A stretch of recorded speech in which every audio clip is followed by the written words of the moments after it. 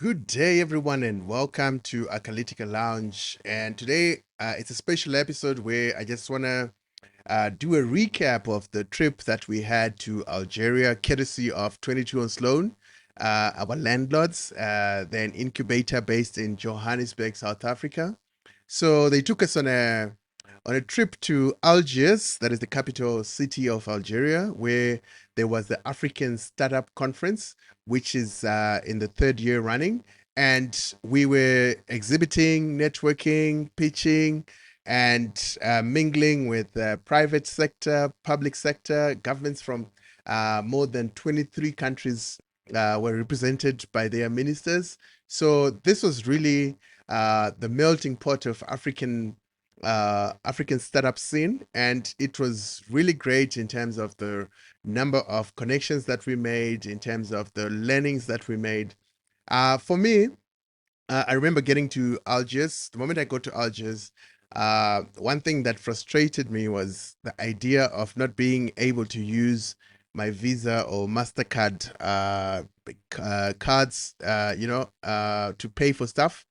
And as I spent more time in Algiers, interacting with the locals, interacting with people from other African countries, and even beyond Africa, I actually realized that there's something amazing that is happening in Algeria where almost every other business is a mom and pop business, local business, so much that they are almost like a little island on their own in terms of business. They do business amongst themselves, and the big conglomerates do not necessarily have a hold on the economy.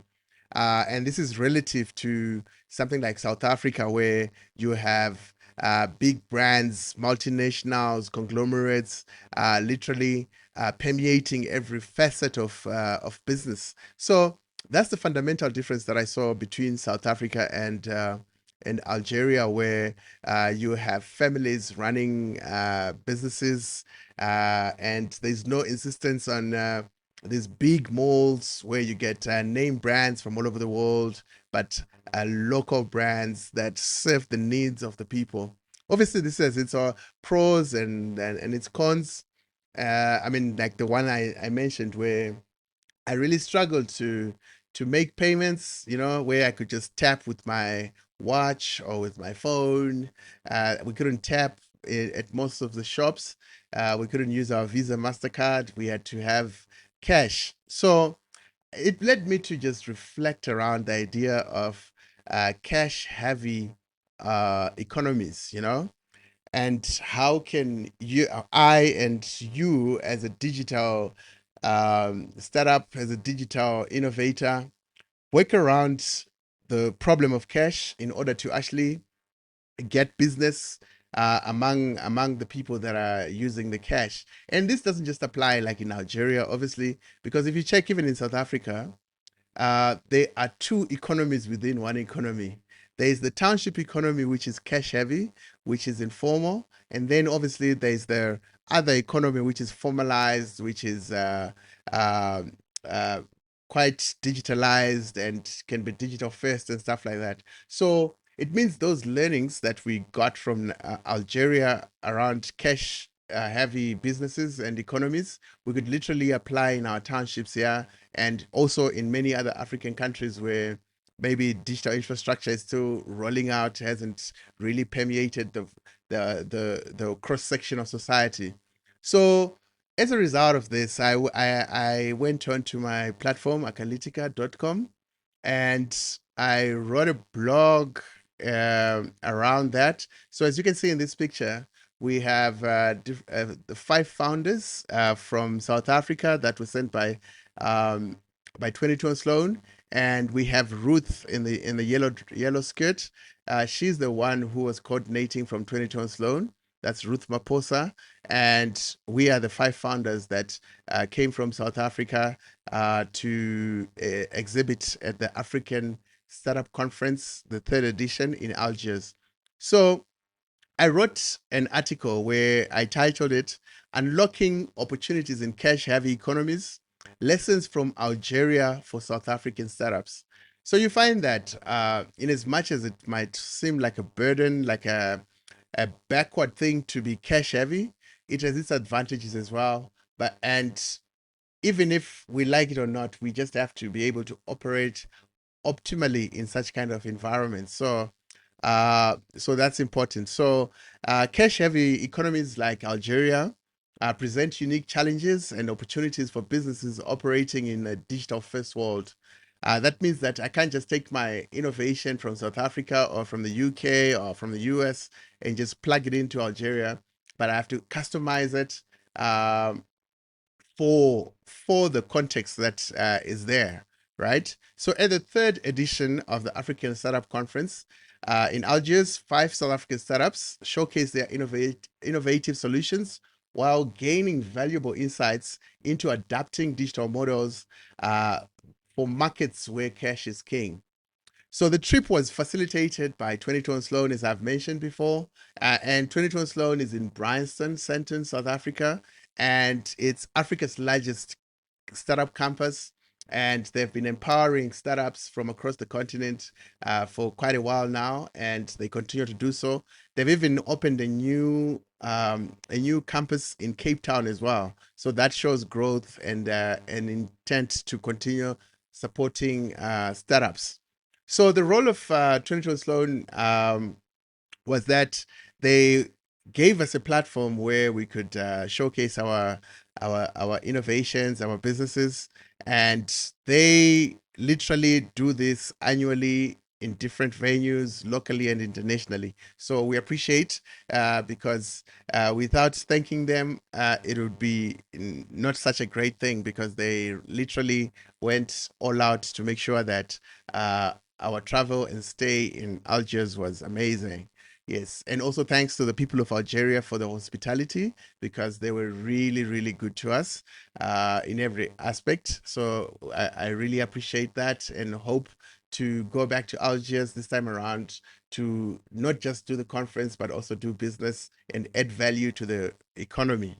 So the key challenges that are found in cash heavy markets. I'll start with the first one, which is low penetration of digital payment system, right? So according to IMF, Algeria has only a 4% of its population using credit cards. So that means that credit cards are not popular in Algeria.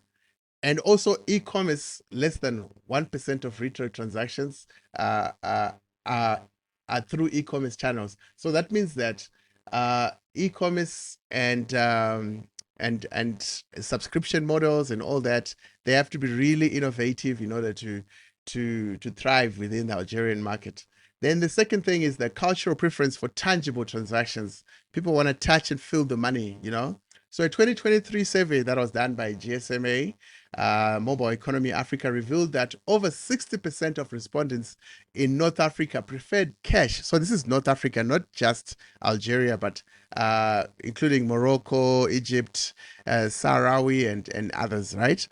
Preferred cash due to concerns about digital fraud and lack of trust in online systems. So that's one of the main reasons why they've maintained the cash regime in North Africa.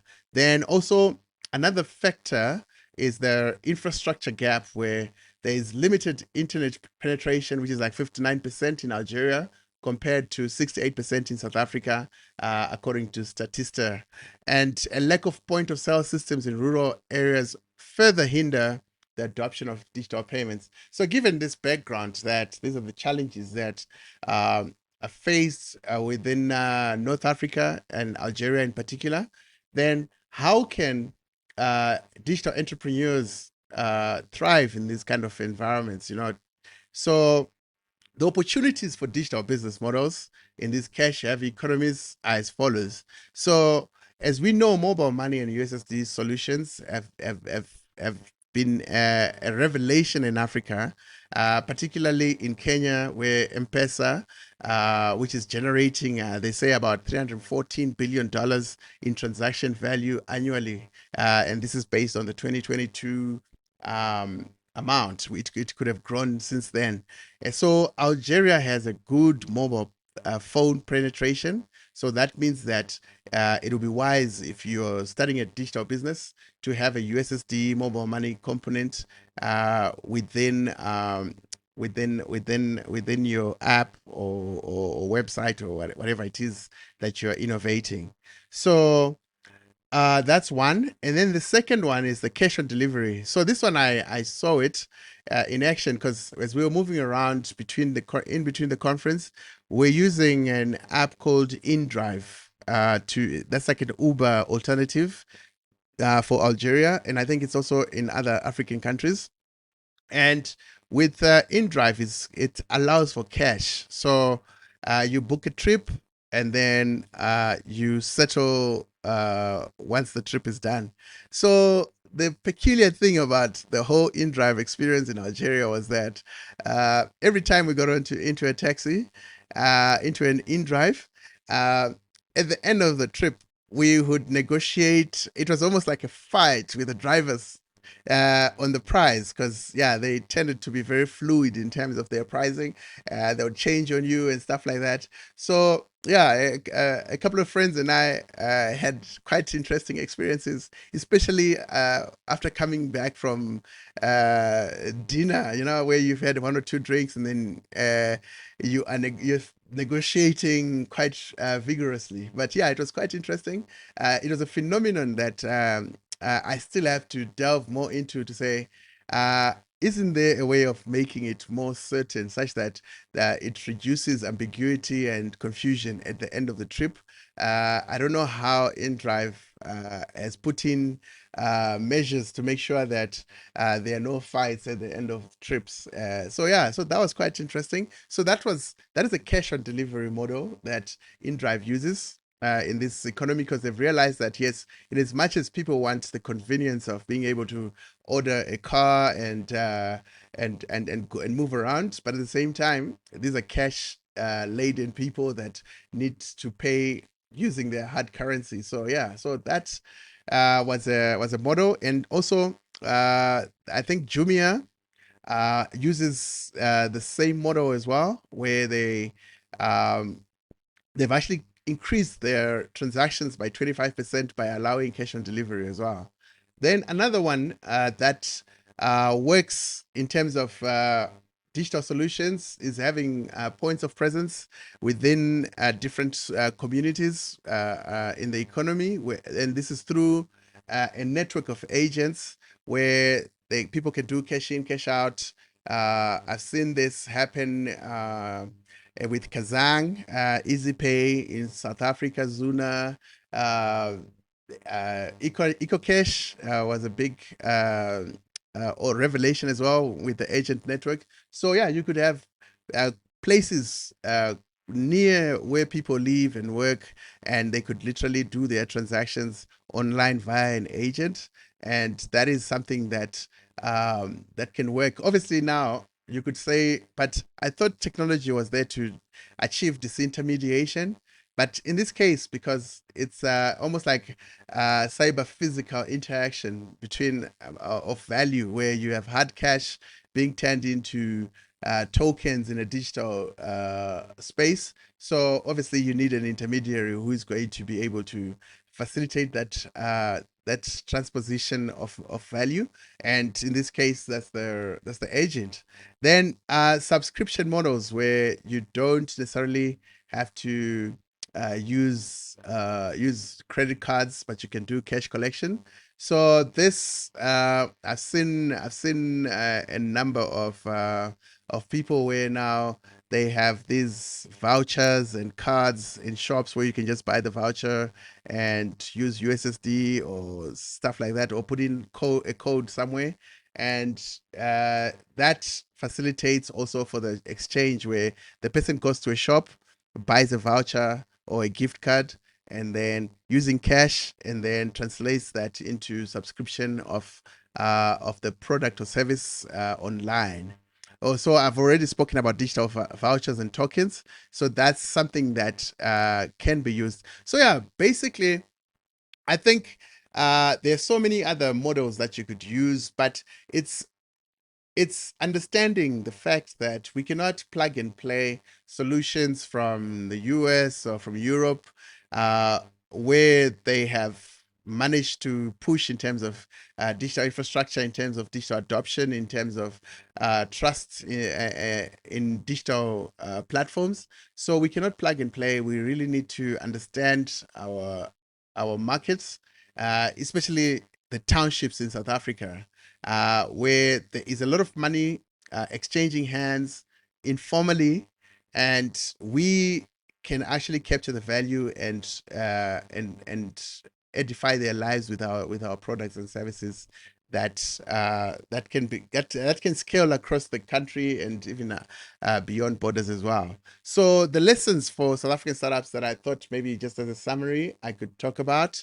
The first one is building is non-negotiable. Uh, your your platform has to be trustworthy. It has to be something that uh, after somebody uses, they will be able to slowly but surely move from cash and use your platform, or even remain with cash, but at least they know that they're getting value for money. And yeah, so trust building is essential. Then a mobile first strategy, because I mean, as we have seen with the Algeria case, where the penetration of phones is like 121%, which is some people have more than one phones. That means that uh, if you do not have a mobile first strategy, then you're setting yourself up for failure, because this is where people transact, this is where people do business. So you make sure that you've got mobile first strategy in such kind of a market. And then collaboration with local ecosystems.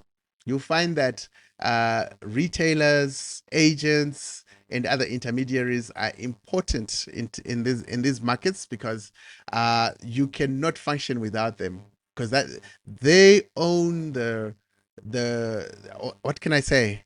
They have the convening power. You know, as a shop, they have a convening power because people visit them, and when they visit them, then they can actually have exposure to your products and stuff like that. So that's why it's important to collaborate with local ecosystem players, and come up with things like your gift cards and vouchers and stuff like that, that people can discover when they go to the shops. Then incremental digital transformation. Obviously, if you go in and you just try change things from 0 to 100 just like that, it doesn't work. It's got to be incremental. It's got to be uh, uh, get them where they are in the cash economy, and then slowly but surely bring in alternatives, but maintaining the cash. And over time, as they are exposed to your platform and used to transacting there, they will experiment with the other payment methods. And if they are better experiences, then that will lead to the transformation in terms of digital payments. Then the last one is obviously focusing on the bottom of the pyramid, right? To say who is the most constrained player in an economy. And if you can solve for that person, then that means that you can solve for everyone at the top. So it's important that you look at who is the most disadvantaged, and if you can solve that problem for them, then I think the solution will be all inclusive. So that's some of the things that I learned when I was there in Algeria. And again, I just want to reiterate my thanks to 22 Sloan, to the department, South African Department of Small Business. The deputy minister was there. She was very helpful, very approachable, very. Um, I mean, she shared some of her dreams, and you know, for startups in South Africa. So that's amazing. And all the other governments that we did interact with, and a lot of the students from Algeria, the organizers of the African Startup Conference. It was really an amazing conference, and hope to attend next year's edition. So thank you very much for watching and listening to my feedback on the conference. And I wish you all the best in your endeavors. Thank you.